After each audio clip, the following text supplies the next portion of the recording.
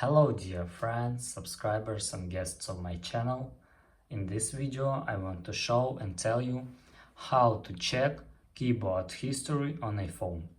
Please put your like, subscribe to my channel and share this video with your friends. And let's get started.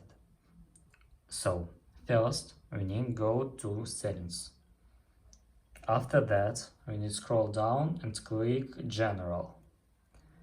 After that, click Keyboard and click Text Replacement.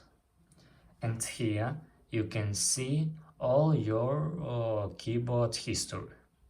And that's all. But if you want to delete keyboard history, you must swipe to left and click Delete. But if you want to delete all keyboard history, you must go back, scroll down, click Transfer or Reset iPhone, click Reset and click Reset Keyboard Dictionary. And that's all. This is very easy way to do. If you enjoyed this video and found it helpful, please put your like, subscribe to my channel and share this video with your friends. Bye bye everyone, see you later.